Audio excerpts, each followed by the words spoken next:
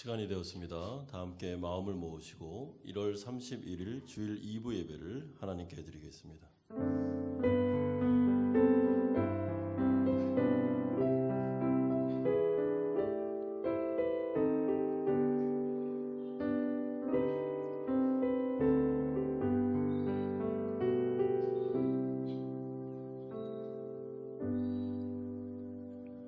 내가 여호와를 기다리고 기다렸더니 귀를 기울이사 나의 부르짖음을 들으셨도다.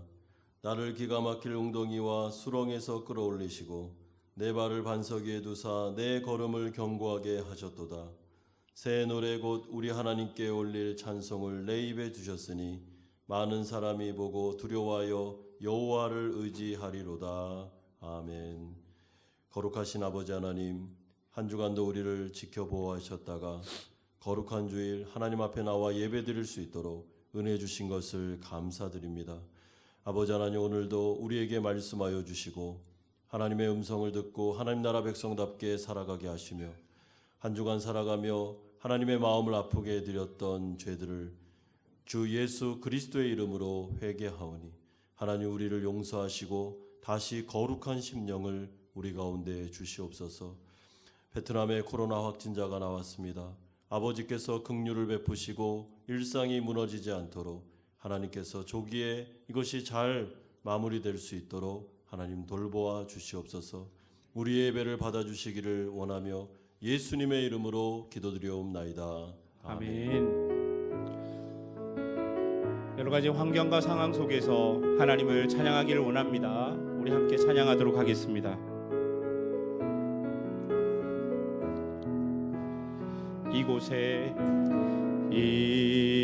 이곳에 생명샘 솟아나 눈물 곧짝 지나갈 때에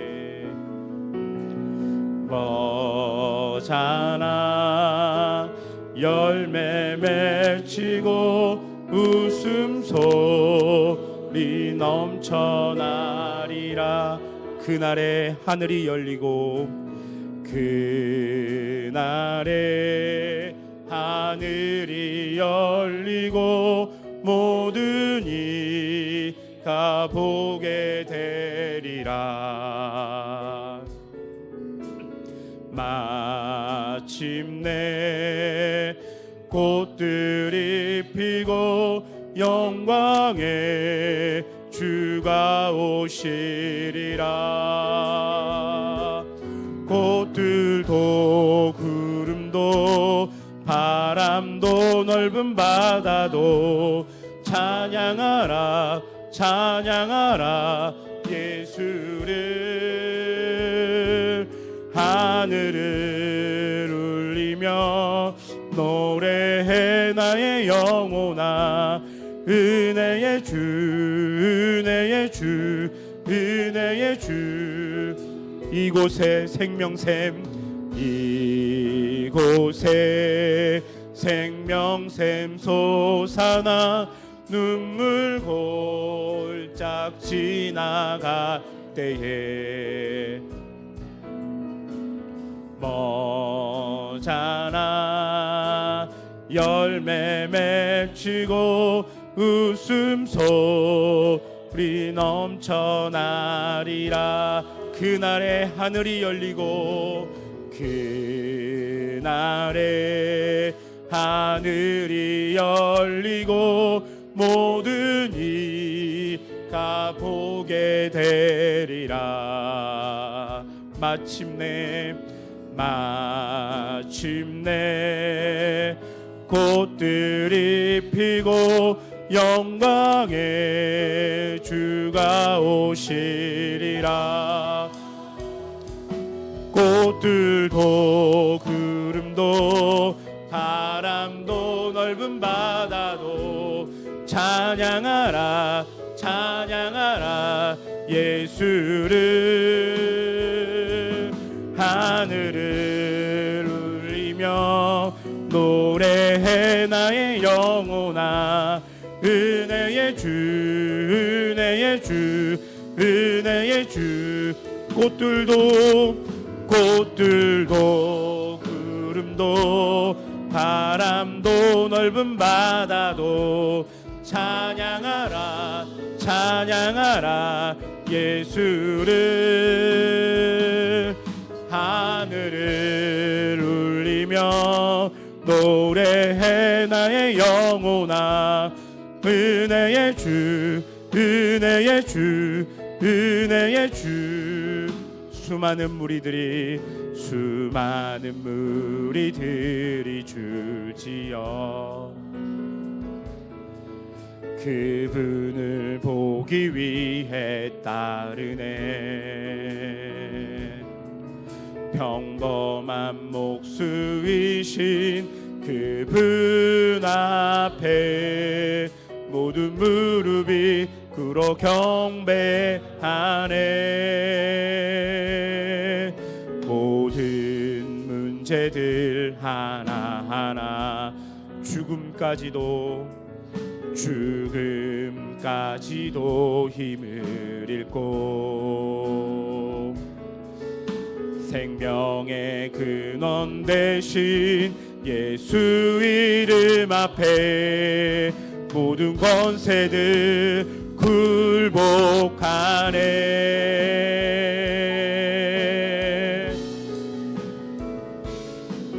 예수 이름 높이세 능력의 그 이름. 예수 이름 높이세 구원의 그 이름. 예수 이름을 부르는 자 예수 이름을 믿는 자 예수 이름 앞에 나오는 자 복이 있도다.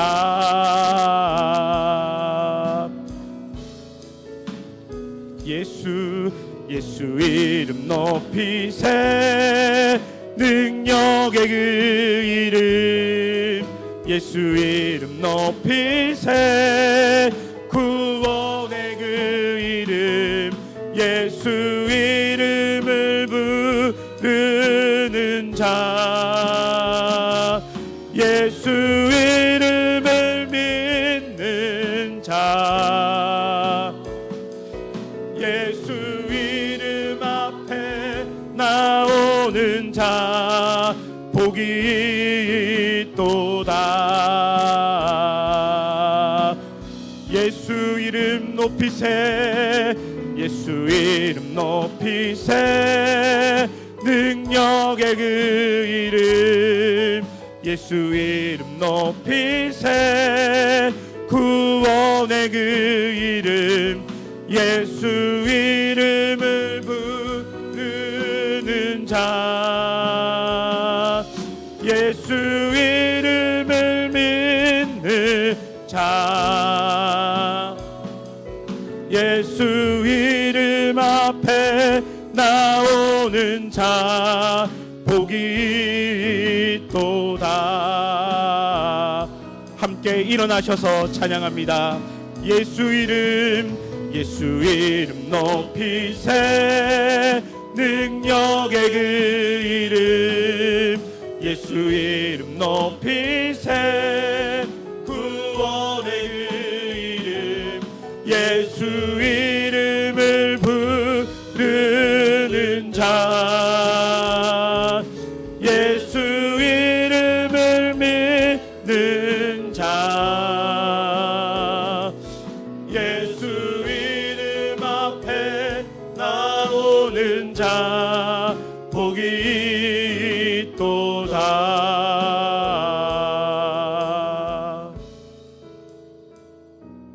예배로 나가면서 함께 기도합시다. 베트남에 확진자가 나왔습니다. 우리 호치민에도 한 명이 나왔는데 하나님께서 은혜 주셔서 우리 방역 당국 잘 조기에 마무리가 되기를 원합니다. 우리 때 휴가가 있기 때문에 사실은 좀 어려움이 예상됩니다.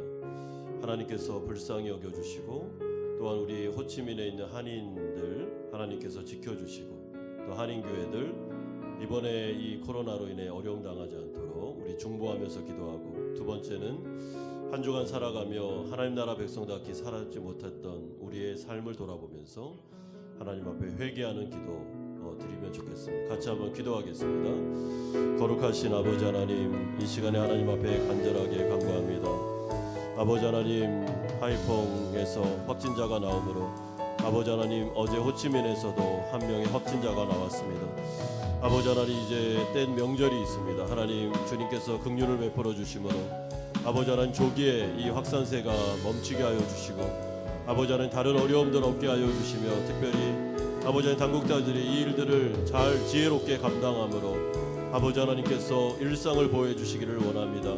하나님 아버지, 우리 한인사회 기억해 주시고 아버지 하나님께서 은혜 주셔서 한인교회들 붙잡아 주시고 아버지 하나님, 이 일을 통하여 어려움 당하지 않게 하시며 또한 하나님 아버지, 우리가 잘 지혜롭게 대처할 수 있도록 아버지 역사해 주시옵소서. 한 주간 살아가며 하나님의 마음을 아프게 드렸던 죄가 있다면 주님, 우리가 회개하고 주님의 은혜를 구하오니 이 시간 이 예배를 통하여 아버지 정결함을 얻게 하여 주시고 하나님 나라 백성답게 살아갈 수 있도록 아버지께서 은혜를 내려 주시고 말씀하여 주시옵소서. 감사드립니다. 예수님의 이름으로 기도드리옵나이다. 아멘. 사도신경으로 신앙 고백 드리겠습니다. 나는 전능하신 아버지 하나님 천지의 창조주를 믿습니다. 나는 그의 유일하신 아들 우리 주 예수 그리스도를 믿습니다. 그는 성령으로 잉태되어 동정녀 마리아에게서 나시고 본디오 빌라도에게 고난을 받아 십자가에 못 박혀 죽으시고 장사된 지 사흘 만에 죽은 자 가운데서 다시 살아나셨으며 하늘에 오르시어 전능하신 아버지 하나님 우편에 앉아 계시다가 거기로부터 살아있는 자와 죽은 자를 심판하러 오십니다. 나는 성령을 믿으며 거룩한 공교회와 성도의 교제와 죄를 용서받는 것과 몸의 부활과 영생을 믿습니다. 아멘. 다 함께 자리에 앉으셔서 218장 찬송 드리겠습니다.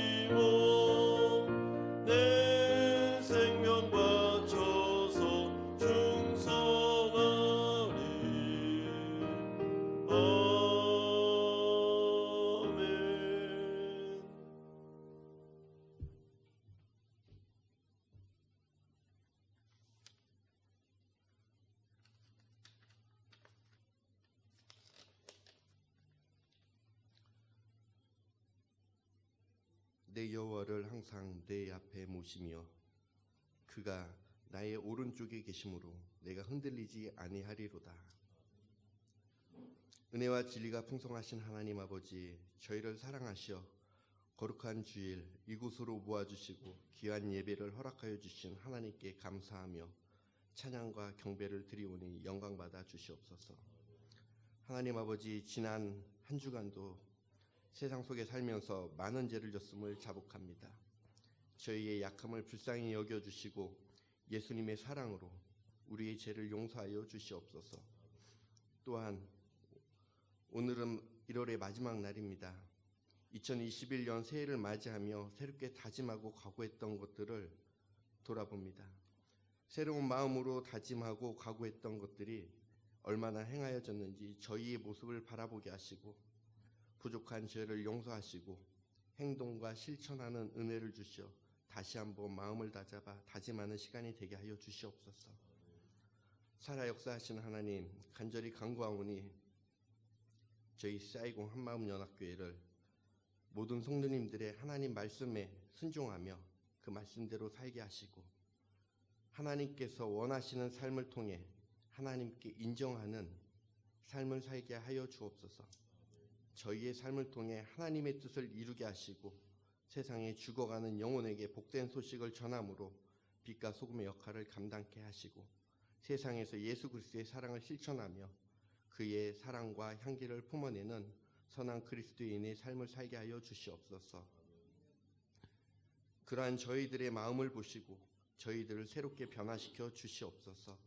변화를 통해 하나님의 자녀들로 어떠한 고난과 환난 속에서도 믿음 잃지 않게 하시고 어두운 세상을 변화시키고 복음을 전하는 사명 잘 감당할 수 있게 하여 주시옵소서.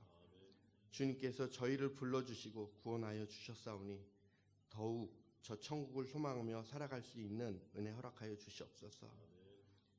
자비롭고 놀라우신 하나님, 지금 이 세상은 코로나로 인하여 많은 것이 변해가고 있습니다. 또 예배의 자리에 자유롭게 모일 수 없는 제한을 받고 있습니다. 그런 가운데 우리의 모임을 허락하시고 이곳 베트남에서 자유롭게 예배할 수 있는 놀라운 은혜 감사드립니다. 하루속히 전 세계가 코로나로부터 자유롭게 하시고 하나님의 놀라우신 능력에 힘입어 종식될 수 있는 은혜 베풀어 주시옵소서. 이곳 베트남도 명절을 앞두고 코로나가 퍼져가고 있습니다. 잘 막아낼 수 있도록 인도해 주시고 그로 인해 우리 예배가 제한받지 않도록 주님 지켜주시옵소서.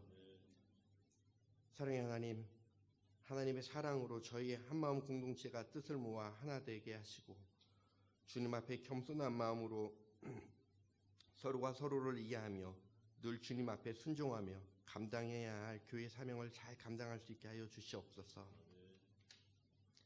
올해 교회의 새로운 계획과 각 부서의 역할을 주님 인도하심 따라 잘 이뤄갈 수 있게 하시고 주님의 일 감당하며 시험 들지 않게 그 마음 붙들어 주시옵소서. 다음 세대의 주역이 될 주일학교의 어린 심령들을 주님께서 붙잡아 주셔서 믿음의 자녀로 부족함 없이 채워주시고 세상 유혹에 흔들리지 않도록 주님 인도하여 주시옵소서. 수고하는 목사님들과 교사들에게 하나님의 은혜와 사랑으로 채워주시고 하나님 나라의 상급으로 쌓아갈 수 있게 하여 주시옵소서. 대학 입시를 위해 한국으로 나가는 자녀들이 있습니다. 어디에 있든지 주님을 의지하는 삶 살게 하시고 노력한 만큼 좋은 소식 전할 수 있게 하여 주시옵소서. 찬양팀을 주님께서 세우셨습니다. 찬양을 통해 늘 예배를 높일 수 있는 귀한 시간들이 되게 하시고 속해 있는 모든 지체들의 삶이 주님과 동행하는 삶이 되게 하여 주시옵소서. 오늘 말씀을 전하실 나성엽 담임 목사님 입술을 주관하여 주옵시고 목사님의 입술을 통해 하나님의 말씀을 전하게 하시고 그 말씀을 통해 한마음 모든 성도들이 사랑으로 하나 되게 하시며 기도와 찬양과 교제와 전도와 예배와 섬김으로 거듭나게 하여 주시옵소서. 언제나 저희에게 한없는 은혜와 복으로 승리케 하시며 저에게 연약함과 부족함을 주님의 말씀으로 채워주시옵소서. 이 시간 저희의 예배를 기쁘게 받아주실 줄 믿사오며 예수 그리스도의 이름으로 간절히 기도합니다. 아멘.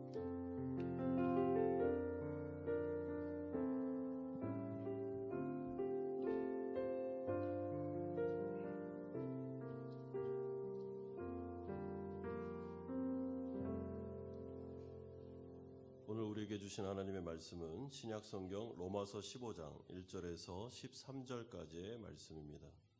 한 절씩 교독하겠습니다.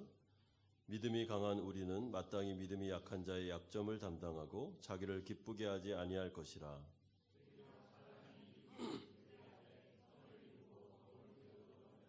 그리스도께서도 자기를 기쁘게 하지 아니하셨나니 기록된 바 주를 비방하는 자들의 비방이 내게 미쳤나이다 함과 같으니라.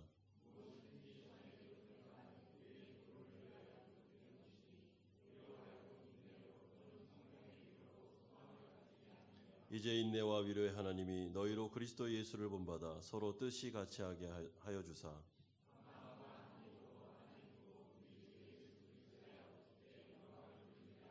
그러므로 그리스도께서 우리를 받아 하나님께 영광을 돌리심과 같이 너희도 서로 받으라.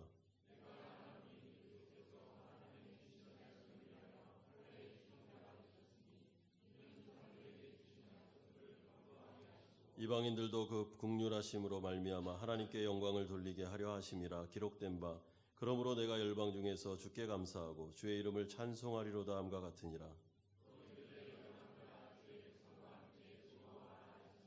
또 모든 열방들아 주를 찬양하며 모든 백성들아 그를 찬송하라 하였으며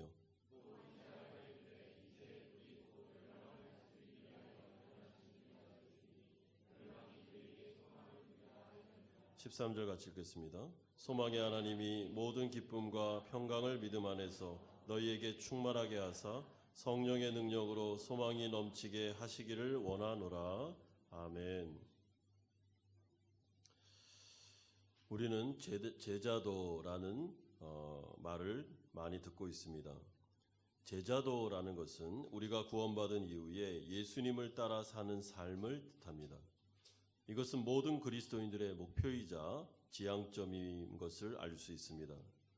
예수님을 따라 산다는 것은 그분을 닮아가는 것을 말하고 그분을 모방함으로 우리도 작은 예수들이 되어가는 과정입니다. 그러기 위해서 우리는 예수님을 많이 알아가야 되고 그분과 많은 시간을 보내야 됩니다. 그리고 그분을 사랑하고 존경해야 됩니다. 왜냐하면 그래야 예수님을 닮고 싶은 의욕이 우리의 마음속에 가득 생기기 때문에 그렇습니다. 그런데 이러한 제자도는 내가 혼자 직접 예수님을 닮아가는 과정이 아니라 교회를 통해서 하나님께서 교회 안에 있는 선배나 선생님, 멘토나 목회자, 그리고 교회학교 교사들을 통해 또한 목장의 목자들을 통해서 이들을 사용해서 연약한 성도들을 하나님께로 이끄는 과정, 이런 방법을 하나님은 사용하십니다. 교회를 향한 예수님의 지상명령은 마태복음 28장 19절에 나옵니다. 그러므로 너희는 가서 모든 민족을 제자로 삼아 아버지와 아들과 성령의 이름으로 세례를 베풀고 내가 너희에게 분부한 모든 것을 가르쳐서 지키게 하라. 이것이 바로 우리에게 주신 사명입니다. 그런데 제자 삼는 것, 제자도만큼 어려운 것도 없습니다. 예수님의 제자가 되기 위해 양육을 받는 그 피양육자들도 힘들지만 사실 그들을 양육해 나가는 양육자들의 어려움은 더더욱 큽니다. 교회 학교의 교사들이 아이들을 가르치는 것 쉬운 문제가 아닙니다. 여러 가지로 손해를 보고 그리고 헌신하고 희생해야 될 것들이 많이 있기 때문에 그렇습니다. 목장의 목자들도 마찬가지고 목회자들도 마찬가지며 선교사님들도 그렇습니다. 그리고 그런 직분을 가지진 않았지만 연약한 자들을 섬기고 양육하는 우리 그 양육자들의 고통이 있습니다. 예컨대 엄마 아빠가 갓난아기들을 양육할 때 그들은 희생하는 것들이 많이 있습니다. 자녀를 키우는 엄마들은 쉴 틈이 없고 잠잘 시간도 그리고 심지어 밥 먹을 시간도 없을 때가 있습니다. 아이가 울기라도 하면 밥이 입으로 들어가는지 코가 들어가는지 모를 정도로 모든 삶이 그 아이에게 맞춰져 있습니다. 시간과 에너지와 돈과 자신의 육신 그리고 취미생활 이런 거는 꿈도 못 꿉니다. 그 아이를 어떻게 하면 성장시킬 것인가 라고 하는 문제에 맞춰져 있기 때문에 그렇습니다. 그래서 육아 우울증이다라는 말이 나올 정도로 이 육아는 참 기쁨이기도 하지만 어려움이 많은 것입니다. 그리고 제자도에 있어서 이 부분이 그대로 적용됩니다. 지금까지 사도 바울은 하나님 나라 백성들이 이 세상을 살아갈 때 특별히 교회 공동체 안에서 어떻게 살아가야 되는지를 윤리적인 관점으로 설명했습니다. 하지만 오늘 본문을 보시면 제자도의 관점으로 이제 이 설명을 이어나가고 있습니다. 그러므로 우리가 첫 번째로 살펴볼 내용은 믿음이 강한 자들은 믿음이 연약한 자들을 책임지고 양육하라라는 말이 1절에서 4절에 나옵니다. 1절 보십시오. 믿음이 강한 우리는 마땅히 믿음이 약한 자의 약점을 담당하고, 여러분 바울이 처음으로 믿음이 강한 우리는 이라는 표현을 씁니다. 그러므로 자기 자신도 믿음이 강한 사람들의 부류에 속해 있음을 어필하고 있습니다. 그런데 믿음이 강한 사람들은 믿음이 약한 사람들의 약점을 담당해 줘야 된다라고 말하는데, 여기서 담당하다라는 말은 책임지다, 견뎌주다, 버티다, 기다려줌으로써 양육하다라는 뜻입니다. 그러니까 이들의 약점이라는 것은 믿음이 약하기 때문에 그들에게서 나타나는 현상들과 부족함을 말합니다. 그렇기 때문에 믿음이 강한 사람들이 이들을 담당하고 책임져주고 양육하기 위해서 반드시 해야 될 일이 있는데 1절 하반절에 나옵니다. 자기를 기쁘게 하지 아니할 것이라. 이것을 정확하게 표현하면 자기 중심성을 극복해야 된다라는 말입니다. 우리가 알다시피 자기 중심성이라는 것은 자신의 이익만을 생각하는 삶의 경향성, 모든 시간과 에너지와 돈과 육신과 환경을 오로지 자기만을 위해 사용하는 이기적인 삶을 말합니다. 그리고 이것은 죄의 속성이죠. 그래서 죄된 모든 인간은 사실은 누구에게 배우지 않아도 그냥 본능적으로 이기적이고 자기중심적입니다. 그런데 오늘 본문에서 사도 바울은 그렇게 살지 말라고 말합니다. 이타적으로 연약한 성도들에게 나를 맞춰서 그들을 돕기 위해서 삶을 희생하라라고 말하고 있습니다. 그러므로 구체적으로 2절에서 이렇게 실천사항을 말씀합니다. 우리 각 사람이 이웃을 기쁘게 하되 선을 이루고 덕을 세우도록 할지니라. 나 자신을 기쁘게 하는 게 아니라 이웃을 기쁘게 하기 위해서 우리의 이익을 그들에게 맞추고 나를 희생하는 삶을 사는 것이죠. 여기에서 덕을 세우도록 하라라는 말은, 이 세우다라는 것은 믿음이 연약한 자들을 사랑함으로 말미암아 교육하고 가르치고 훈련시켜 양육해서 그들의 믿음이 이렇게 자라갈 수 있도록, 마치 건물이 잘 세워지는 것처럼 그들의 인격과 믿음이 성장할 수 있도록 도와주라라는 뜻을 가지고 있습니다. 그러니까 정확하게 제자 삼는 것입니다. 제자를 삼으라라는 말이죠. 우리는 왜 이런 인생을 살아야 될까라고 생각해 볼 때 사실은 나 하나도 건사하는 것이 힘들고 내 믿음 지키는 것도 힘든데 내가 왜 다른 사람을 도와줘야 되고 그들을 붙잡아줘야 될까 반문할 수가 있습니다. 그런데 오늘 본문 3절에서는 예수님이 그렇게 사셨기 때문에 그의 제자들인 우리들은 당연히 제자 삼는 일을 해야 된다라고 말씀합니다. 3절에 그리스도께서 자기를 기쁘게 하지 아니하셨으니, 그럼 빌립보서 2장에 가보면 예수님이 이 땅에 오셔서 어떻게 사셨는지를 말하며 그는 자기를 기쁘게 하지 않고 하나님의 영광과 우리 죄인된 우리를 위해 그는 사셨다라는 것을 여러 가지로 설명했습니다. 빌립보 2장 6절에 보시면 그는 근본 하나님의 본체시나 하나님과 동등됨을 취할 것으로 여기지 아니하셨다고 말합니다. 이것은 예수님이 자신의 이익이 아닌 영원한 멸망으로 나아가는 우리를 위해서 자신의 정당한 권리를 포기했다는 것이죠. 그러니까 기꺼이 스스로 자진해서 자신의 하나님의 영광을 내려놓고 낮은 자리로 오셨다는 겁니다. 그리고 7절에 보면 오히려 자기를 비워 종의 형체를 가지사 사람들과 같이 되셨고, 그는 지극히 낮아지셔서 십자가의 길을 가셨고 거기에서 섬김의 도를 실천적으로 보여주셨습니다. 그러므로 예수님의 인생은 자기중심적이지 않았으며 이기적이지 않았습니다. 그는 언제나 하나님의 영광과 그리고 연약한 사람들을 위하여 사는 삶을 사셨습니다. 그래서 마땅히 우리도 이렇게 사는 것이 당연스러운 것입니다. 그렇다면 우리가 다른 믿음이 연약한 자들을 제자로 삼아 양육할 때 감수해야 되는 어려움이 하나 있는데 그것이 3절 하반절에 나옵니다. 기록된 바 주를 비방하는 자들의 비방이 내게 미쳤나이다 함과 같으니라. 이걸 좀 쉽게 설명해 드리면 이런 뜻입니다. 예수님이 정당한 권리를 포기하고 낮아지셔서 십자가의 길을 가심으로 우리와 같은 죄인들, 연약한 자들을 구원하기 위해서 자신의 인생을 다 허비하고 헌신하셨는데 이런 헌신의 삶에 대하여 이 세상과 그리고 그 안에 그를 향한 그 반응은 비난과 비방이었다는 것이죠.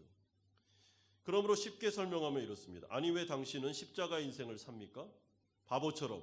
그런다고 해서 누가 알아줍니까? 왜 다른 영혼들을 위해서 삽니까? 그럼 밥이 나옵니까? 떡이 나옵니까? 라는 식의 비난입니다. 우리가 다른 영혼들을 위해 살아갈 때, 특별히 연약한 자들을 도우려고 했을 때 사실은 사탄과 죄와 세상이 우리를 향해 이런 비난을 쏟아내 놓습니다. 아니 우리도 살기 힘든데, 나 하나 건사하는 것도 힘든데 내가 왜 굳이 저 영혼을 위해서 내가 희생해야 돼? 라는 생각이 우리 마음속에서 올라옵니다. 자기중심성에서. 내 시간이 아깝고 내 돈이 아깝고 내 에너지가 아깝다. 차라리 그것을 나를 위해 쓰면 좋겠다라는 마음이 올라옵니다. 또한 세상도 그렇고 사탄도 그렇고 맹비난을 퍼부읍니다. 그거는 옳은 일이 아니며 그거는 잘하는 인생이 아니라고 그렇게 예수님을 공격했듯이 우리를 공격하는 것이죠. 다른 영혼을 위해 내 십자가를 질 때 마땅히 우리가 당해야 될 비난입니다. 그런데 그럴 때마다 하나님의 은혜가 다시 우리를 찾아옵니다. 4절에 보시면 무엇이든지 전에 기록된 바는 우리의 교훈을 위하여 기록된 것이니 우리로 하여금 인내로 또는 성경의 위로로 소망을 가지게 함이니라. 이런 비난을 당하는 예수 그리스도 그리고 그 연약한 성도를 위해 희생하고 있는 사람들에게 하나님은 다시 성경을 통해서 그들을 위로해 주시고 붙잡아 주시며 소망을 주신다라고 4절은 말씀하고 있습니다. 비록 다른 영혼을 책임지고 양육하는 일이 힘들고 내 중심성을 눌러야 되기 때문에 이렇게 나아가는 것이 어려울 때, 그래서 포기하고 안 하고 싶을 때 다시 하나님은 성경을 통해서 돕는 은혜를 주시고 위로하심으로 두려워하지 마라. 그것이 하나님이 원하는 인생이며 그 길을 계속 걸어가라고 우리를 다독여 주신다는 것이죠. 이것이 바로 우리에게 임하는 은혜입니다. 그러므로 두 번째로 이 사역은 개인만의 사역이 아닌 교회 공동체 전체가 실천해야 되는 삶임을 강조해주고 있습니다. 5절에서 12절입니다. 특별히 5절 보십시오. 이제 인내와 위로의 하나님이 너희로 그리스도 예수를 본받아 서로 뜻이 같이 하여 주사 6절에 한 마음과 한 입으로 하나님 곧 우리 주 예수 그리스도의 아버지께 영광을 돌리게 하려 하노라. 여기서 하나님께 영광을 돌리게 하려 한다라는 말은 하나님의 기뻐하시는 일을 함으로 하나님께 영광을 돌린다라는 뜻입니다. 하나님이 기뻐하시는 일은 이미 제가 일대지에 말씀을 드렸습니다. 연약한 성도들, 연약한 영혼들을 위해서 우리가 그들의 양육자가 되어 그들을 돌보고 이끌어주며 그들을 제자 삼는 것, 이것이 바로 하나님이 기뻐하는 일이라고 말씀하셨습니다. 그런데 이 일은 개인만 하는 것이 아니라 사실은 이 세상에 세워진 모든 교회가 같은 마음, 같은 뜻, 같은 목표를 가지고 여기에 뜻을 딱 정하고 함께 추진해야 될 일이다라고 말씀합니다. 그러므로 교회의 사명은 우리가 서론에서 읽었던 것처럼 마태복음 28장에 나오는 것처럼 가서 모든 열방을 제자 삼는 것입니다. 연약한 자들 그리스도의 이름으로 그들을 이끌어드리고 그들에게 전도할 뿐만 아니라 그를 예수 제자로 삼는 것, 이것이 바로 교회가 해야 될 일입니다.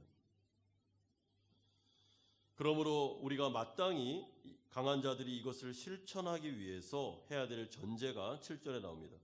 그러므로 그리스도께서 우리를 받아 하나님께 영광을 돌리심과 같이 너희도 서로 받으라. 여기서 받으라라는 헬라어 동사는 환영해라, 영접하라, 가족으로 받으라, 언약 공동체의 인원으로 받아들이라라는 뜻입니다. 그러니까 믿음이 연약한 자들, 부족함이 많은 사람들 정죄하고 판단하고 그들을 내치지 말고 예수 그리스도께서 우리를 받아들이신 것처럼 그들을 환영하며 한 가족으로 형제 자매들로 받아들이는 것이 선행되어야 된다는 것이죠. 우리가 인생을 살다 보면 부족함이 많은 분들을 볼 때 눈에 티를 빼기 위해서 노력하는 일들이 많습니다. 자신의 들보를 보지 못하면서. 그래서 자꾸만 교회가 갈라서는 것입니다. 그런데 하나님 나라 백성들은 그렇게 하지 말라고 말합니다. 왜냐하면 하나님은 우리를 받으셨습니다. 여러분, 하나님이 우리를 받으실 때, 우리를 선택하셨을 때 우리의 영적인 상황이 어땠습니까? 하나님과 원수되었을 때, 죄인 되었을 때, 하나님을 반역하며 죄로 인하여 죽었을 때, 다시 말해 아무런 소망이 없었을 때, 하나님에 대해서 아무런 유익도 없고 부족함 정도가 아니고, 뭐가 부족한 정도가 아니라 아예 죽었던 절망스러운 상황에서 하나님은 우리를 받았습니다. 하나님은 우리를 한 가족으로 받아들이셨습니다. 그런데 우리가 연약하고 믿음이 약한 사람들을 바라보면서 너희들은 안 돼, 너희들은 한 가족이 될 수 없어 라고 말하며 정죄하고 판단하고 내친다면 그것은 하나님의 백성으로서 할 일이 아니다 라고 말씀합니다. 그러면서 8절에서 12절까지 무려 구약 성경을 4구절이나 인용해 가면서 왜 이렇게 해야 되는지를 증명해 주고 있습니다. 여러분, 8절에서 12절을 보시면 시편에서 2번, 그리고 선지서에서 하나, 그리고 신명기에서 한 구절을 인용합니다. 그런데 이 내용은 다 똑같습니다. 하나님은 유대인뿐만 아니라 이방인들까지도 다 받아들인, 하나님은 누군가를 구분하지 않고 믿음으로 나오는 자들은 유대인이나 이방인이나 연약한 자나 부족함이 많다 할지라도 내치지 않고 다 형제자매로 받아들였다라는 것이 그 말씀에 포함되어 있습니다. 그러므로 우리는 어떻게 해야 됩니까? 우리도 받아야 됩니다. 여러분, 교회가 문턱이 높으면 안 됩니다. 이 사람은 이래서 안 되고 저 사람은 저래서 안 되고 그래서 우리 공동체에 못 들어옵니다 라고 말하는 것은 교회가 할 일이 아닙니다. 만약에 그런 기준을 제시한다면 우리는 이 자리에 있을 수 없었던 자들이죠. 우린 죄인이었고 하나님 앞에 반역자들이었으며 정말 절망적인 존재였습니다. 오직 하나님의 은혜로 우리를 받으셨잖아요. 그러므로 교회는 연약한 자들을 받아야 됩니다. 이런 점에서 우리의 인생은 어떤지를 돌아보십시오. 우리는 늘 우리 안에 있는 들보는 못 보고 다른 사람의 티만 바라보면서 이 사람은 이래서 안 되고 저 사람은 저래서 안 돼서 우리는 이 사람과 교제 나눌 수 없다라고 말하고 있다면 그것은 정말 하나님 보시기에 민망한 일입니다. 자기에게 임한 은혜를 모르면서 어떻게 저렇게 살아갈 수 있을까 생각하는 것이죠. 우리가 하나님 앞에서 죄인 되었을 때 은혜를 받았다면 우리는 마땅히 그들의 연약함을 받아야 됩니다. 그러기 위해서 우리의 삶에 자기중심적인 태도를 우리는 내려놓고 회개함으로 연약한 성도들을 돌보고 그들을 책임지며 마땅히 양육자가 되어야 됩니다. 사랑하는 성도 여러분, 우리의 인생은 어떻습니까? 우리 교회는 어떻습니까? 우리 교회 가운데 정말 나의 삶 속에 연약한 자들을 향한 긍휼하는 마음이 있습니까? 그들을 책임져 주고 싶은 마음이 있습니까? 나에게 주어진 영혼들, 하나님께서 나에게 맡겨진 영혼들에 대하여 나는 시간을 쓰고 나의 돈을 쓰고 나의 에너지를 기꺼이 쓰면서도 그것이 기쁨으로 다가오고 있습니까? 물론 양육자가 되어 피양육자를 책임지는 일은 어려운 일입니다. 아까 제가 서론에서 말씀드린 대로 엄마가 갓난 아이들을 양육하는 것처럼 많은 희생과 많은 감정 소모와 많은 에너지가 들어갑니다. 여러분, 우리 누군가를 이렇게 좀 도와주겠다라고 하면은 그게 얼마나 많은 스트레스가 동반되는지 모릅니다.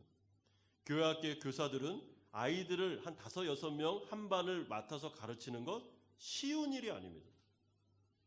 마음을 거기에 둬야 되고 에너지를 둬야 되고 내 시간을 할애해서 분반 공부를 준비해야 되고 그들 위해 기도해야 되고 또 내 마음을 추스려야 되고 한두 개가 아닙니다. 어렵죠. 목자가 되는 것도 쉽지 않습니다. 한 목장을 케어하고 그 사랑하는 성도들을 이렇게 돌보아 주는 건 많은 에너지가 필요합니다. 밥을 사줘야 되고 그들을 다독여야 되고 전화해야 되고 기도해 줘야 되고 많은 에너지가 소모되죠. 그럼에도 불구하고 하나님께서 우리에게 말씀하셨으니 우리는 그 길을 가고 계십니까? 그럼 목사들과 선교사들만 이 일을 하는 게 아닙니다.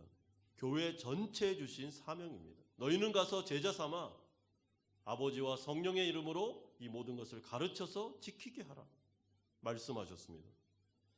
그렇다면 우리에게 주어진 영혼들, 우리가 그들을 바라보며 양육자가 되시고 또한 그것을 통해 내가 성장하는 길을 가셔야 됩니다. 그러므로 마지막 세 번째로 이제 믿음이 강한 자들, 기꺼이 연약한 자들을 담당하고 책임지려고 하는 자들을 향해서 사도 바울이 축복의 기도를 하고 있습니다. 13절 보시면 소망의 하나님이 모든 기쁨과 평강을 믿음 안에서 너희에게 충만하게 하사 성령의 능력으로 소망이 넘치게 하시기를 원하노라. 여러분 13절의 이 축도를 좀 요약해서 말씀드리면 이렇습니다. 소망의 하나님이 여러분들에게 소망이 넘치게 하시기를 기도합니다 라는 뜻입니다. 그러므로 이 13절 한 구절에 소망이라는 단어가 두 번이나 반복되고 있습니다. 반복은 강조죠. 왜 자꾸만 바울은 소망이라는 말을 통해서 이들을 위로하고 이들을 붙잡아 주려고 할까요? 우리가 누군가를 양육하고 책임질 때 교육하고 훈련하며 그들을 예수님의 제자로 삼기 위해 애를 쓰고 우리의 시간과 에너지와 돈과 몸을 사용하기 시작했을 때 소망이 약해지면 이 일을 못합니다. 왜냐하면 피양육자들, 그러니까 믿음이 연약한 자들이 믿음이 성장하는 과정은 시간이 오래 걸립니다. 그리고 수많은 난관이 그 가운데 있습니다. 특히나 이들이 잘 따라오지 못하고 변화가 더디 일어나며 어떨 때는 밑 빠진 독에 물을 붓는 것처럼 변화되지 않을 것 같은 생각이 들 때 사람들의 마음속에 절망이 찾아옵니다. 그리고 중도에 포기하고 싶은 마음이 듭니다. 때로는 피양육자가 양육자의 말을 듣지도 않고 자기가 마음대로 하며 정말 애를 많이 썼는데도 불구하고 효과가 없고 그런 열매들이 안 나타나는 것처럼 보일 때 낙심이 찾아오게 되는 것이죠. 우리가 누군가를 전도할 때 이런 경험을 많이 합니다.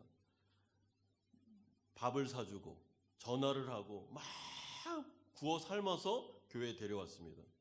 그런데 교회에 와서는 계속 졸고 그리고 반응을 보이지 않고 또 기뻐하지도 않고 막 안 나오고 싶어 할 때 마음속에 낙심이 찾아오면서 그만하고 싶다라는 생각이 드는 것입니다. 여러분 교회 리더들, 특별히 교회 학교 교사들이나 아니면 우리 목자분들 또 영혼들을 돌보는 분들은 이런 생각을 여러 번 하셨을 겁니다. 내가 굳이 내 시간을 할애해서 그것도 이 주일에 어떻게 보면 나도 쉬어야 되는데 내가 굳이 일을 해야 돼? 라는 생각을 할 때가 있습니다. 나도 희생하고 싶지 않다고 나도 나를 위해서 살고 싶어 라는 마음이 막 불쑥불쑥 올라옵니다. 그래서 바울이 13절을 통해서 소망의 하나님을 이야기하는 것입니다. 무슨 말입니까? 우리가 하고 있는 일들은 그 나의 노력과 나의 일을 통해서 역사하시는 하나님은 소망의 하나님이시라는 것이고 그분이 소망을 이루어 줄 거라는 것입니다.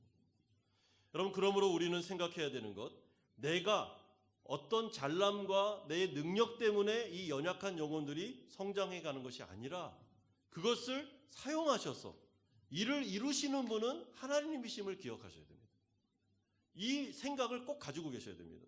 예를 들어서 내가 주일학교 교사라면 나에게 맡겨진 한 5, 6명이나 되는 이 아이들을 양육하시는 분은 하나님이십니다. 나는 대리로 양육할 뿐이죠. 그러므로 하나님이 이들을 사랑하고 계시고 이들을 너무나도 불쌍히 여기시며 하나님이 이들을 돕고 싶기 때문에 나를 거기에 보낸 것입니다. 나는 도구요. 나는 어떻게 보면은 종일 뿐입니다. 소망의 하나님은 그들에게 소망을 가지고 계셔서 나를 통해서 이 일을 이루어 가십니다. 그러므로 그 결과 시간이 좀 오래 걸리긴 하겠지만은 하나님은 반드시 열매를 맺게 해주실 거라고 약속합니다. 여러분 13절 보면 모든 기쁨과 평강을 믿음 안에서 너희에게 충만하게 하실 것임을 약속하는데 이 약속은 시편 126편 5절에서 6절 말씀의 신약적인 버전입니다. 시편 126편 5절에서 6절을 제가 한번 읽어드리겠습니다. 눈물을 흘리며 씨를 뿌리는 자는 기쁨으로 거두리로다. 울며 씨를 뿌리러 나가는 자는 반드시 기쁨으로 그 곡식단을 가지고 돌아오리로다. 무슨 말이죠? 우리가 한 연약한 성도를 위해서 이들을 구원하고 이들을 예수님의 제자 삼기 위해서 눈물을 흘리고 애를 쓰고 나의 에너지와 시간과 그들 위해 기도해 주면서 이 모든 것들을 헌신적으로 나아갔을 때 하나님은 그들의 눈물을 알고 있다는 것입니다. 그들이 사용하고 있는 돈의 액수와 그들이 쓰고 있는 에너지와 시간 모든 것들, 그들의 헌신을 정확하게 저울로 담아서 정확하게 알고 계신다는 것이죠. 그리고 하나님은 그것을 사용하여 시간이 지나면 반드시 미래에 열매를 맺게 할 것이며 그 눈물이 그들의 영혼의 믿음의 진보에 효과적인 그 일을 이루게 될 것이다 라고 약속합니다. 그러니 무슨 말입니까? 낙심하지 말고 지치지 말고 그 일을 계속 해나가는 것이죠. 그러면서 바울은 13절에서 숨겨진 비밀을 하나 알려줍니다. 그것이 뭐냐면 충만이라는 단어 속에 포함된 의미입니다. 하나님께서는 양육자들, 연약한 성도들을 도와주는 그 사람들에게 기쁨과 평강을 줄 텐데 이 기쁨과 평강은 충만한 기쁨입니다. 여기서 충만이라는 단어는 흘러넘치다라는 의미를 포함하고 있습니다. 그러니까 주체할 수 없는 기쁨, 주체할 수 없는 즐거움, 주체할 수 없는 소망이 그 양육자들에게 주어지는 선물이요 혜택입니다. 여러분, 우리가 누군가를 도와줄 때 굉장히 어렵습니다. 한번 도와주려고 마음을 먹으면 시간과 에너지가 많이 사용되고 그리고 우리의 감정 소모도 많고 때로는 지치고 하고 싶지 않고 하는 수많은 자기중심적인 생각이 듭니다. 그런데 그 모든 것들을 이기고 한번 누군가를 도와주려고 헌신하여 한번 그 일을 해보십시오. 그러면 어떤 일이 벌어지냐면 충만한 기쁨을 경험하게 됩니다. 이 세상에서는 경험할 수 없는 기쁨입니다. 내가 누군가를 위해 기도했는데 그분이 교회를 오겠다고 나에게 전화를 했습니다. 그때 오는 기쁨은 이 세상에서 누릴 수 있는 종류의 기쁨이 아닙니다. 굉장히 기쁩니다. 우리가 지난번에 그 달랏에서 오신 선교사님 부부의 그 설교 그리고 간증을 들은 적이 있습니다. 이분들은 장애인 선교를 하고 있었고 여기에서 장애인 선교를 하면서 수많은 어려움과 고통을 느꼈죠. 여러분, 장애인 선교를 하니 얼마나 어렵겠습니까? 그들이 성장하는 과정은 정말 정상적인 사람보다 훨씬 늦고 이해하는 속도도 늦기 때문에 그들에게 복음을 증거하고 그들 예수 그리스도에게 인도하는 과정은 그야말로 어려움 중에 어려움입니다. 그런데 그 선교사님 부부가 나와서 하는 말, 그리고 예배를 마치고 저랑 개인적으로 식사를 하면서 해줬던 말은 너무나도 기쁘다는 고백이었습니다. 목사님, 너무 기쁩니다. 저는 저의 인생에서 정말 이것이 너무나도 기쁘고 즐겁습니다 라는 말을 여러 번 했습니다. 그리고 말뿐만 아니라 얼굴 표정에 그게 역력히 드러나고 있었습니다. 뭐가 그렇게 기쁘십니까? 우리 장애인들이 그 작은 손길을 통해서 조금씩 변화되어 가며 예수님을 알아가고 그들의 삶 속에 희망이 생긴다는 게 너무 기쁩니다. 내가 그것에 사용될 수 있다는 게 너무나도 기쁩니다 라는 것을 말해 주었습니다. 그러면서 하는 말이 그 일을 통해 내가 성장하고 있습니다 라는 이야기죠. 여러분, 이것이 바로 성경의 원리입니다. 우리가 누군가를 돕잖아요. 그럼 내가 성장합니다. 희한합니다. 이 사람을 성장시키기 위해서 내가 막 에너지를 쓰고 막 노력을 하지 않습니까? 그러면 내가 기쁩니다. 그들의 변화되는 모습을 보면서. 저는 목회자가 되기 전에 평신도로 한 20년 정도 청소년 사역을 했습니다. 아이들을 만나 그들에게 복음을 전가하고 그리고 하나님께로 인도하는 제자 삼는 일을 했습니다. 제 시간을 할애해야 되고 제 휴가를 반납해야 되고 그리고 평신도였으니까 수고해야 될 일이 한두 개가 아니었습니다. 아이들을 위해 눈물도 많이 흘렸고 땀도 많이 흘렸습니다. 그런데 쉽지 않았습니다. 여러분, 청소년들이 말을 잘 안 듣고 그리고 잘 따라오지 않습니다. 그리고 그들의 변화 속도는 굉장히 느립니다. 질풍노도의 시기를 당하고 있기 때문에 아이들을 좀 도와주면 밑빠진 독에 물 붓기 같다라는 생각을 한 적도 많습니다. 그런데 5년, 6년, 7년 아이들을 만나 그렇게 교제를 나누다 보면 어느덧 그 아이들이 변화되는 모습이 보입니다. 조금씩 변화됩니다. 여러분, 한 아이를 제가 기억하는데 이 아이를 제가 중학교 2학년 때 만났는데 그 아이가 일진이었습니다. 학교에서.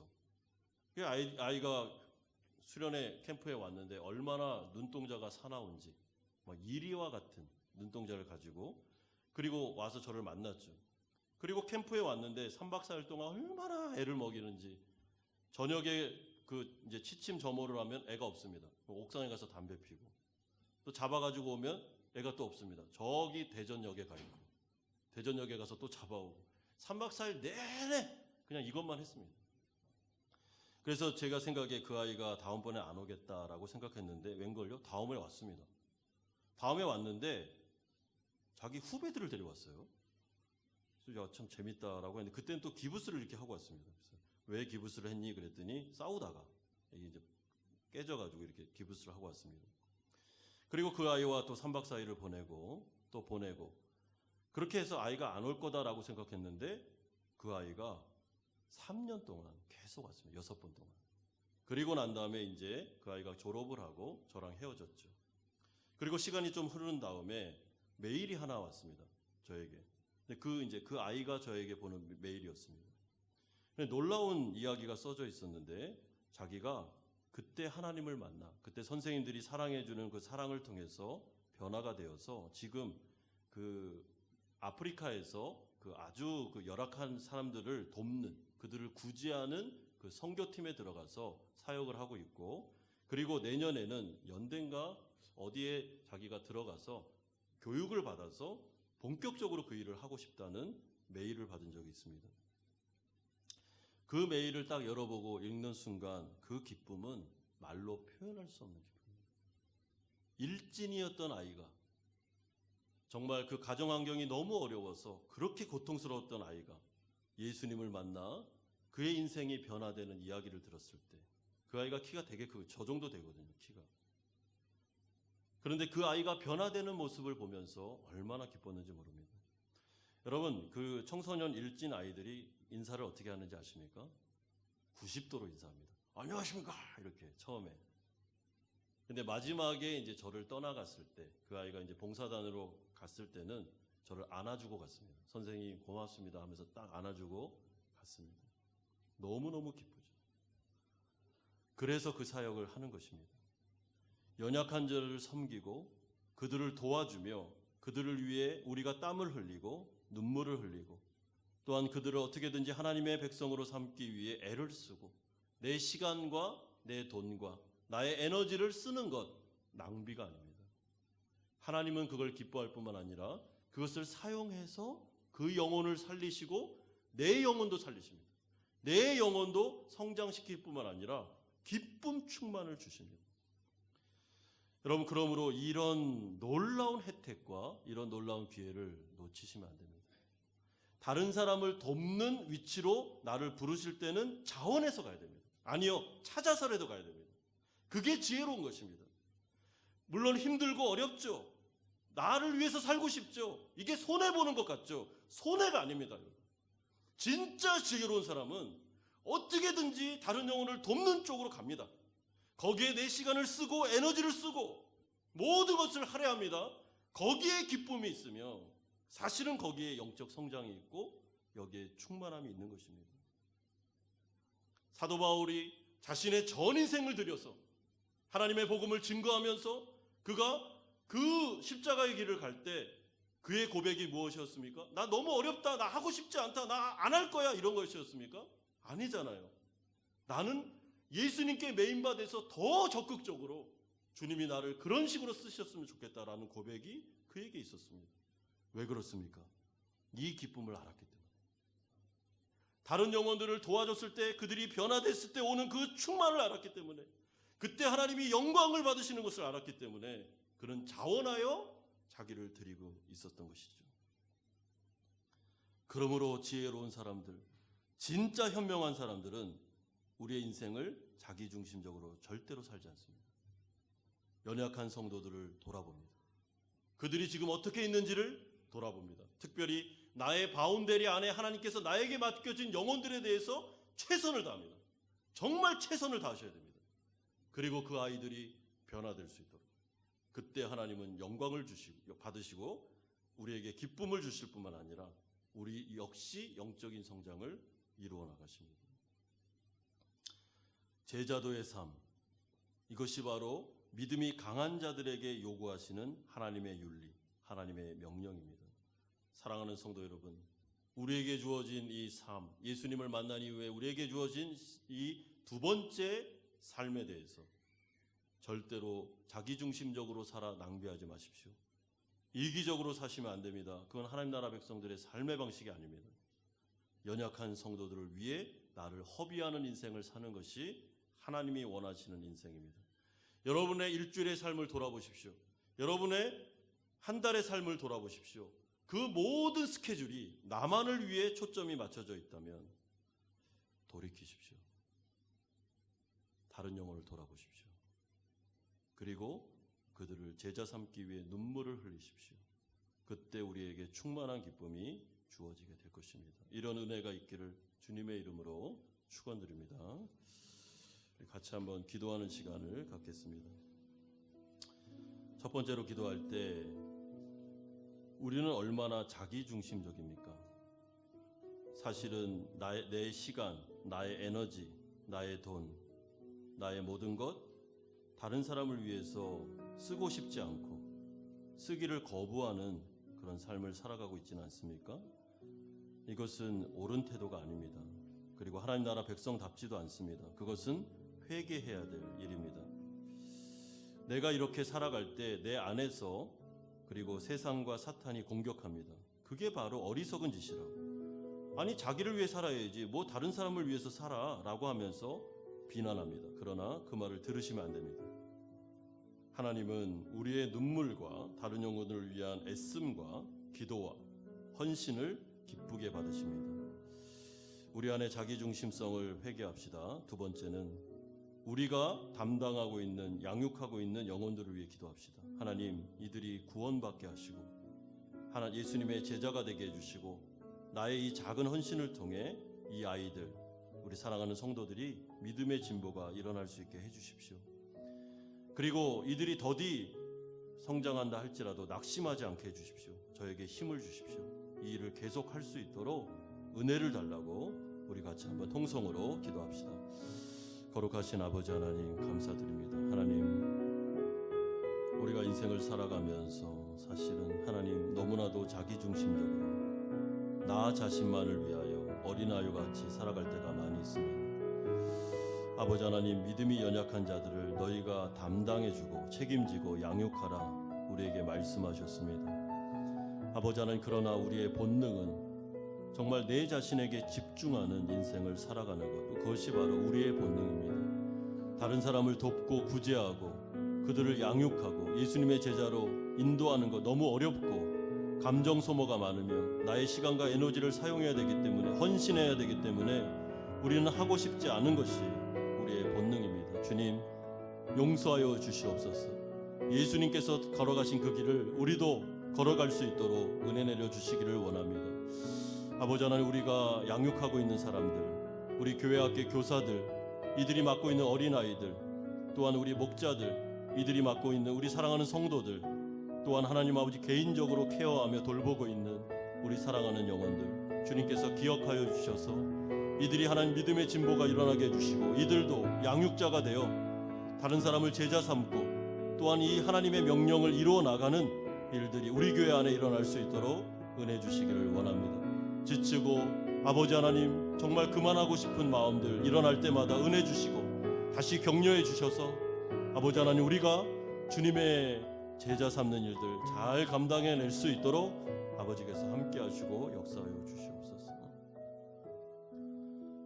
거룩하신 주님 예수님을 믿고 난 이후에도 우리는 자기중심성에서 벗어나지 못할 때가 많이 있습니다. 나를 위해 나의 모든 시간과 에너지를 쓰고 나만을 위해 돈을 쓰고 그렇게 다른 영혼을 위해 헌신하지 못하는 이기적인 마음이 많이 있습니다. 하나님 용서하여 주시옵소서. 예수님이 정당한 권리를 포기하고 십자가를 지심으로 섬김의 도를 보여주셨던 것처럼 우리도 하나님의 영광과 다른 영혼을 위해 우리의 인생을 허비하는 것을 배우게 하여 주시옵소서. 다른 영혼을 양육하고 책임지는 것 아까워하지 않게 해주시고 정말 그들을 위해 최선을 다하게 하시며 소망을 주셔서 지치고 낙심되어 그만하고 싶다라는 말이 들 때마다 하나님 우리의 마음에 은혜를 부어주셔서 성령의 은혜로 이 일들 잘 감당해낼 수 있도록 역사하여 주시옵소서. 우리 사랑하는 성도님들이 케어하고 있는 영혼들이 있습니다. 하나님 그들을 긍휼히 여겨주실 분은 하나님밖에 없습니다. 불쌍히 여겨주셔서 그들이 구원받고 예수님의 제자가 되어 믿음의 성장을 이루어 우리같이 또 복음을 증거하고 연약한 자들을 붙들어주는 지점까지 자라갈 수 있도록 주님께서 역사하여 주시옵소서. 감사드립니다. 예수님의 이름으로 기도드리옵나이다. 아멘.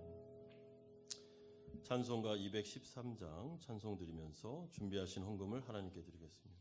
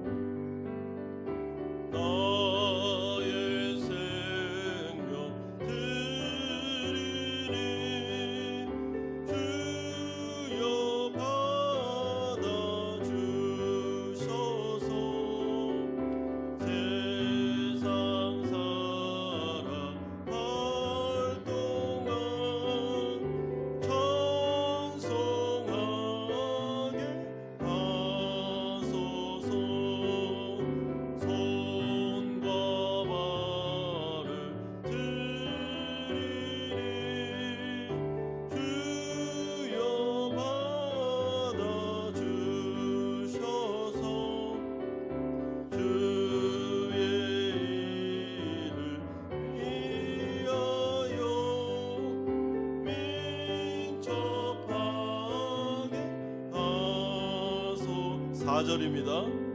나의 보화 드리니 주여 받아 주셔서 하늘나라 위하여 주 뜻대로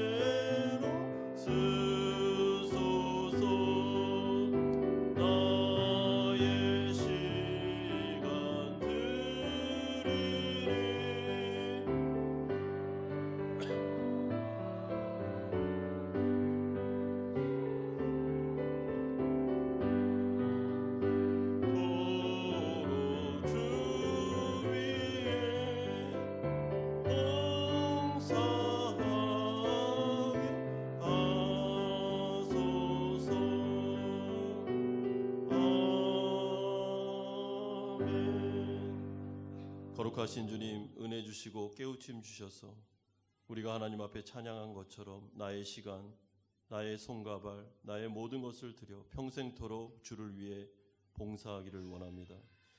아버지 하나님, 한 주간도 우리를 지켜보아여 주셨습니다. 너무나도 감사하고 고마운 마음으로 우리가 11조로 주일헌금으로 감사헌금으로 목적이 있는 헌금을 주님 손에 바치오니 하나님께서 흠양하여 주시며 하나님의 거룩한 나라를 위해 사용해 주시기를 원합니다. 우리 사랑하는 성도님들, 코로나와 같은 어려운 일상 속에서도 이들의 사업장과 직장을 붙드시고 아버지 하나님, 이 가운데 주님의 은혜 가운데 살아갈 힘과 능력을 더하여 주시옵소서. 코로나가 이제는 잡히게 하여 주시고 다시 일상을 회복할 수 있도록 은혜 내려 주옵소서. 사랑하는 자전을 위하여 우리가 계속 눈물로 기도하고 있습니다. 아버지들이 어디 있든지 간에 창조주를 기억하며 하나님의 백성으로 잘 자라나갈 수 있도록 은혜 주시되, 특별히 군에 있는 아이들, 외국에 있는 아이들, 우리 사랑하는 자녀들 붙잡으셔서 어려움 당하지 않도록 눈동자같이 돌보아 주옵소서. 몸이 연약한 자들, 또한 마음이 아픈 분들 하나님께서 두 손 들어 안수하여 주셔서 나사렛 예수 그리스도의 이름으로 치료와 완치의 역사가 일어나게 하시고 이 고난을 잘 견딜 힘도 더하여 주시옵소서. 감사드립니다. 예수님의 이름으로 기도드리옵나이다. 아멘. 교회 소식을 전해드리겠습니다. 우리 베트남에 그 확진자가 이번에 좀 나왔습니다. 그래서 어제 우리 호치민에 확진자가 나왔습니다. 아직 그 호치민 정부나 아니면 동사무소에서 이렇다 할 그 지시 내용이 없습니다. 그래서 저희는 운영위원회를 중심으로 좀 기다리고 있다가 지시 내용이 나오면 거기에 충실하게 대응할 생각을 가지고 있습니다. 그래서 자체적으로 교회 자체적으로 좀 여러 가지를 좀 우리가 해야 되는데요. 교회 내에 알코올 소독을 저희가 주중에 계속 하도록 하겠습니다. 그리고 예배 드리실 때는 마스크 착용을 필수화해 주시고 이게 좀 잦아들 때까지는 악수를 금지하도록 하겠습니다. 그리고 보셨다가 좀 여러 가지 그 증상들이 좀 안 좋을 때는 자진하여 이렇게 집에서 예배를 드리시면 되겠습니다. 2부 예배는 계속해서 홈페이지를 통해 영상으로 예배를 제공해 드리도록 하겠습니다.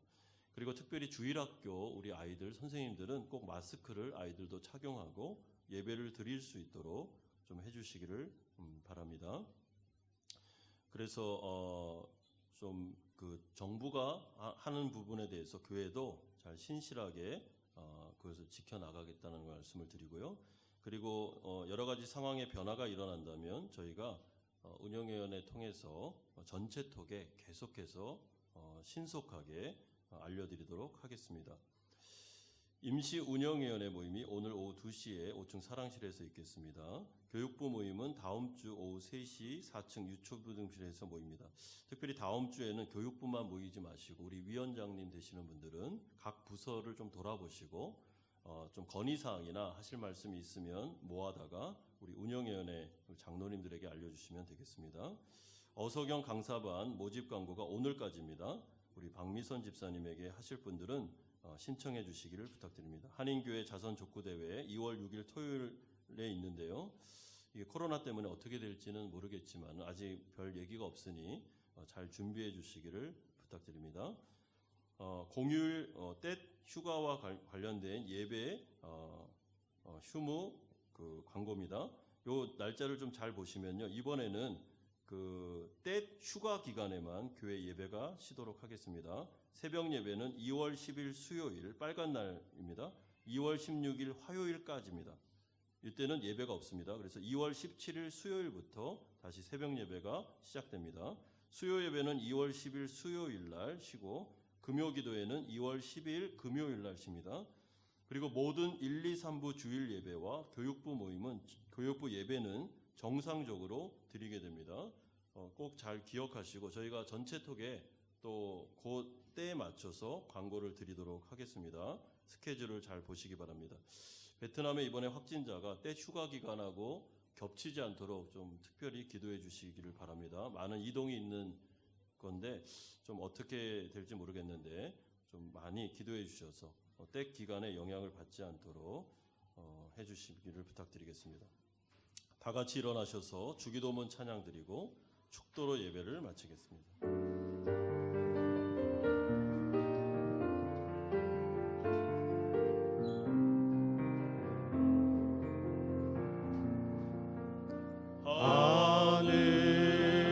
하늘에 계신 아버지 이름 거룩하사 주님 나라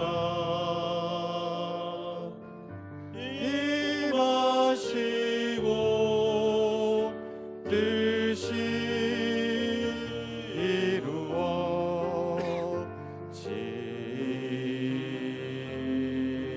이루어지라. 일용할 양식 주시고 우리들의 큰 죄 다 용서하시고 또 시험에 들게 마시고 악에서 구원하소서. 내게 주의 나라 주의 권세 주의 영광 영원히